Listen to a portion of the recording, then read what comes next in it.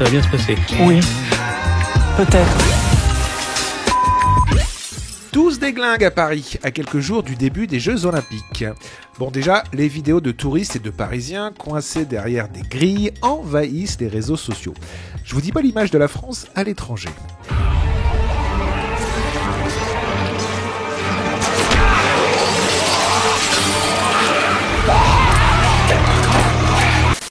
Ah, et je rappelle au passage qu'il est interdit de nourrir les Parisiens à travers les grillages. Merci.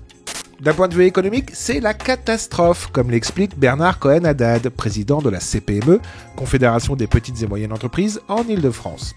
On l'écoute. On ne pensait pas que ce serait la cata comme cela. C'est-à-dire qu'on savait qu'il y aurait des zones grises, on savait qu'il y avait des zones rouges, on savait qu'on aurait des difficultés à livrer, mais on ne pensait pas que ce serait ce que l'on vit aujourd'hui.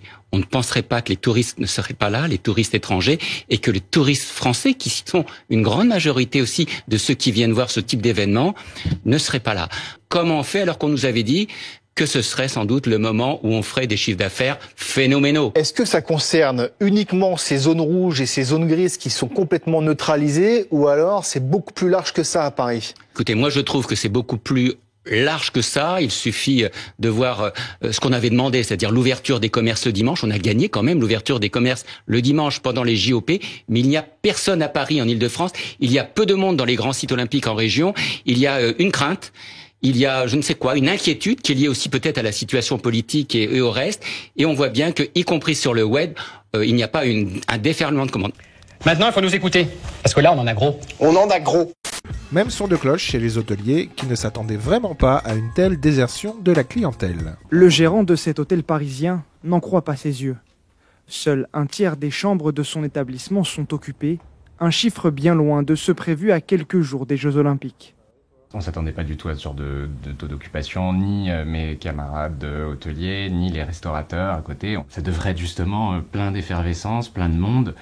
Et pour l'instant, la fête n'est pas encore là. À cause de l'absence de clients, l'hôtel a vu son chiffre d'affaires diminuer de moitié par rapport à l'an dernier. Et pour le moment, il ne constate aucun signe d'amélioration. En ce moment, en termes de réservation, c'est très faible. Ça ne prend pas. Même on a beau baisser les prix, il n'y a pas de demande. Là, on est sur du 32% pour la période des JO, alors que l'année dernière, j'étais à 89% avec des prix plus hauts en plus.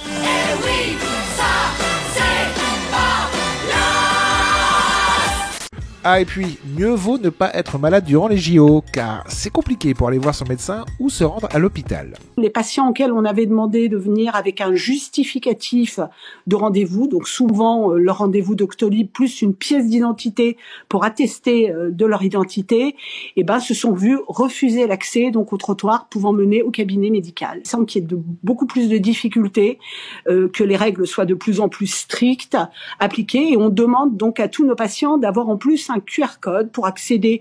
Je précise bien entendu que c'est de façon piétonne. L'hôpital de la Pitié-Salpêtrière est en zone rouge à cause des Jeux Olympiques. Aucun accès motorisé à la zone n'est possible, sauf pour les véhicules d'urgence. Dans d'autres endroits de la capitale, les grillages et les barrages filtrants bouleversent les habitudes de circulation des Parisiens.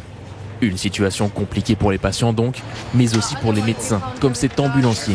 En gros, 50 à 1 heure pour faire un trajet, pour déposer un patient ou venir chercher un patient. Donc ce qui pose problème, là, le monsieur qu'on vient chercher par exemple, ça fait 2h30 qu'il est là, il attend. Combien ? Et pour compléter le tableau, sachez qu'une partie des artistes de la cérémonie d'ouverture des Jeux Olympiques ont boycotté une répétition dénonçant une inégalité de traitement. On n'est pas dans le pâté. Toujours à propos des JO, j'avais fait une vidéo dans laquelle la ministre des Sports, Amélie Oudéa-Castéra, se vautre en voulant aller nager dans la Seine. Ah, et si vous ne voyez plus mes vidéos sur votre page d'accueil YouTube, pensez à vous abonner et à enclencher la petite cloche, comme ça vous êtes sûr de ne rien manquer. Voilà.